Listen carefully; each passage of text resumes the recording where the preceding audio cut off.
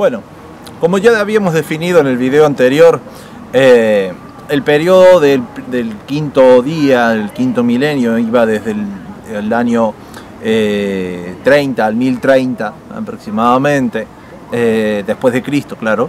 Entonces este periodo va desde el año del 1030 hasta el 2030. Ya ahí cumpliríamos los 6000 años de historia desde la creación de Adán. Y como habíamos aclarado también en los otros videos, esta parte es un poquito más sugestiva, ¿no? Y está condicionada en que no haya ningún tipo de error en el conteo de los años en los calendarios. Pero por lo menos tenemos esa noción de tiempo. Si hay algún error es por pocos años, muy pocos. Entonces hagamos un pequeño repaso sobre esto del día 6, parte por parte del relato bíblico. Génesis capítulo 1, versículo 24 dice: entonces dijo Dios, produzca la tierra seres vivientes según su especie, ganado, reptiles, bestias de la tierra según su especie. Y fue así. En el 25 dice: e hizo Dios las bestias de la tierra según su especie, y el ganado según su especie, y todo reptil del suelo según su especie. Y vio Dios que estaba bueno. Entonces, ¿cómo podemos ver todo esto? Acá el relato marca una buena diferencia, y es que primero Dios crea todos estos animales que son terrestres, las bestias terrestres, y al mismo tiempo Él crea por separado, que es lo que vamos a leer a continuación, crea por separado al hombre en otro momento, en otra instancia. Cuando vemos esta diferencia, entonces tenemos que entender que Dios nos está queriendo decir algo con esta enmarcación, con esto de verlo diferente. Habíamos dicho de que en el año 1000 después de Cristo ocurre el gran cisma de la Iglesia Católica, ¿no es cierto? En la Biblia, todo lo que sea bestias, en la parte profética, es visto como un sistema de gobierno.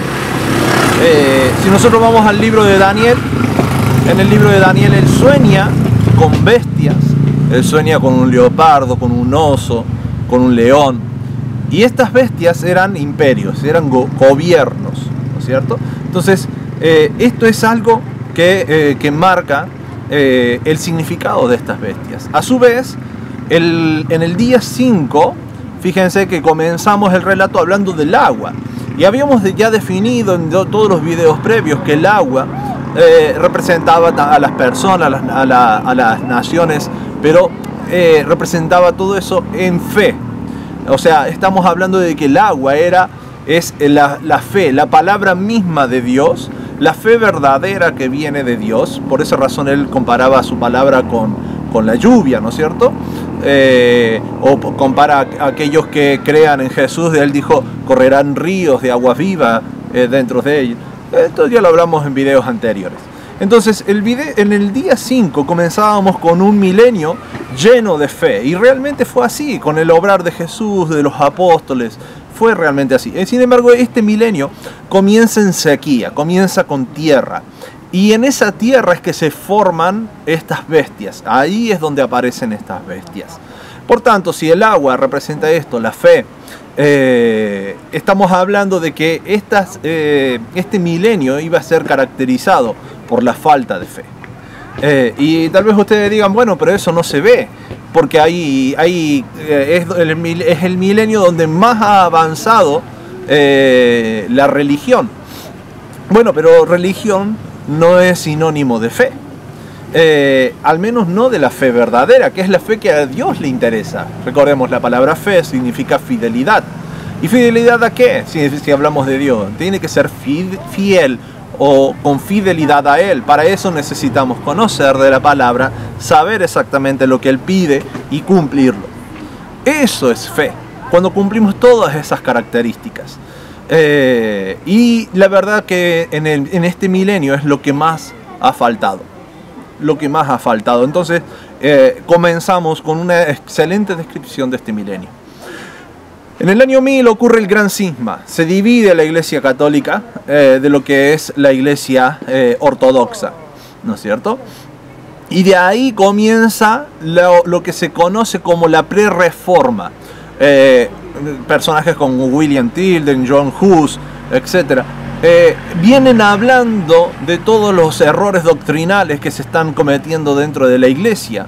Y son quemados en la hoguera, son muertos, perseguidos, etc. Hasta que en el 1517 Martín Lutero, con el apoyo de reyes y demás, consigue hacer lo que era la Reforma Protestante, lo que hoy conocemos como la Reforma Protestante. Y de ahí en adelante, desde esa ruptura de la Iglesia en adelante, no se paró de hacerse divisiones. Año tras año surgían iglesias nuevas, denominaciones nuevas. Y toda denominación, la Iglesia Católica, en el 700, la Iglesia Católica se forman los estados pontificios en la Iglesia Católica. Por tanto, la Iglesia Católica toma el formato de un gobierno, con una persona a la cabeza, dirigiendo y enviando órdenes a los demás. Por tanto, cuando la Iglesia Católica asume este rol gubernamental, es lo que también se transmite en todas las otras divisiones internas que hubo. Y eso mismo se transmitió a todas las denominaciones que hoy vemos en el mundo. Denominaciones que tienen jerarquía gubernamental. Por tanto, estamos hablando de bestias en este sentido de la profecía, ¿no es cierto? Cumplen con este rol de las bestias. Entonces estos sistemas religiosos, o las denominaciones como las conocemos hoy, que hay miles alrededor del mundo, que fueron proliferando, dividiéndose cada vez más, es lo que la Biblia está representando como bestias. En este caso en un sentido eclesiástico, claro, porque también una bestia dentro de la Biblia es un sistema gubernamental como el gobierno de un país mismo, ¿no? O un imperio en sí. Eso también es una bestia. Entonces, tomando, como decíamos recién, esto de la jerarquía gubernamental, cumple con este sentido. Y de hecho, la Iglesia Católica a lo largo de la historia ha hecho este rol de imperialista, yendo por todos lugares, imponiendo incluso su religión por la fuerza, tal cual lo hacían el mismo Imperio Romano también. Entonces, es exactamente la misma idea, el mismo espíritu, digamos, que se ha transmitido a todas las otras denominaciones. Cuando nosotros vamos a este ejemplo profético, ¿qué es lo que comen la bestia? Porque de hecho Dios después en el relato de Génesis le da algo para que coman, y es toda hierba. Entonces las bestias van a ir a comer justamente la hierba. A nosotros Jesús nos ha comparado con el trigo, ¿no es cierto? El trigo que da un fruto comestible. Sin embargo, también Jesús compara a aquellos que no tienen fe, a aquellos que no vienen con la mejor de las intenciones, con la cizaña, otra hierba del campo, pero que no da fruto, se parece y no da fruto.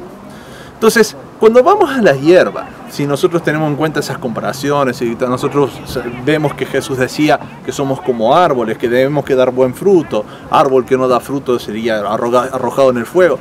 Entonces la hierba es representativa de la humanidad misma. Y estas bestias lo que van a hacer es justamente ir a comer la hierba del campo. Entonces esa es la razón por la cual la religión está tan interesada en ustedes. Porque la bestia come la hierba. Ella necesita, no le importa demasiado la forma en cómo hace las cosas, no le importa demasiado el contenido que ha de llevar, no le importa demasiado si te enseña o no te enseña, si te lleva o no te lleva a Dios. Le importa números, le importa llenar las arcas, porque con eso hay más dinero también. Eso es un sistema de gobierno. Eso es el mismo pensamiento imperialista de todos los gobiernos, y eso es lo que se refleja en la gran mayoría de las denominaciones del mundo. Y no hablo de pastores ni curas en particular, no hablo de personas en particular, hablo de los sistemas que gobiernan a esas personas. Entonces, eso es lo que la Biblia define como bestia. Y ustedes, nosotros, somos esa hierba la cual la bestia está interesada en ir y comer. Daniel capítulo 7, versículo 25 nos habla de los que estas bestias tendrían la intención, o sea, quien está por detrás, quien maneja, el espíritu que controla por detrás este sistema. ¿Qué es lo que le interesaría? Daniel capítulo 7, versículo 25 nos dice que estaría interesado en cambiar los tiempos y la ley de Dios. Y de hecho, eso es lo que han hecho. Todas estas denominaciones, todas estas religiones han salido a decir al mundo que la ley de Dios no existe, ya no está más, ya no hay vigencia en la ley de Dios, y en todo caso, en el peor de los casos, han dicho que la ley de Dios es maldición y que esa maldición es para el pueblo judío. Ese es el mensaje de estas denominaciones, un mensaje total y completamente contrario a la palabra de Dios, contrario al mensaje que Dios quiso dar desde un primer momento. Y lo está diciendo el mismo Daniel, que así sucedería, y así sucede incluso hasta el día de hoy. Entonces, cuando nosotros vemos esto, y vemos que en el Apocalipsis nos está diciendo que esas bestias imperialistas se unirían en una sola, aún mayor, y que tendrían una característica que las distinguiría por el número 666, porque recuerden que el 666 no es la marca, es el número que distingue a la bestia. Si leen bien el capítulo 13 de Apocalipsis lo van a poder ver. Entonces, el 666, cuando nosotros vamos a Babilonia, ¿por qué iríamos a Babilonia? Bueno, porque Apocalipsis dicen, salgan, huyan de Babilonia, pueblo mío. Cuando nosotros vamos a Babilonia, el 666 era el número que distinguía la adoración solar. Era el número del dios sol babilónico. Y la adoración babilónica, cuando nosotros estudiamos su estructura, su forma, la metodología y demás, es lo que abunda en todas estas denominaciones, en todos estos imperios. Y es exactamente ese tipo de adoración camuflada, obviamente, es lo que se hace hoy en día pensando que se lo adora a Dios. Pero en realidad se hace el mismo tipo de adoración babilónica. Ese es el sistema de la bestia, porque Jesús dijo, cuando conozcan la verdad los hará verdaderamente libres. Y un sistema que se beneficia porque ustedes estén esclavos delante de él, no va a querer la libertad para ustedes, por tanto se la va a ocultar. Es muy sencillo. Todos los gobiernos del mundo, seculares o no, han funcionado de la misma manera. Privar el conocimiento para poder tener el control, el dominio. Y si nosotros vamos a la Biblia, incluso Dios mismo dice, mi pueblo perece. ¿Por qué? Por falta de conocimiento. Eso es lo que ha marcado este milenio. ¿Dios entonces perdió el control? Claro que no.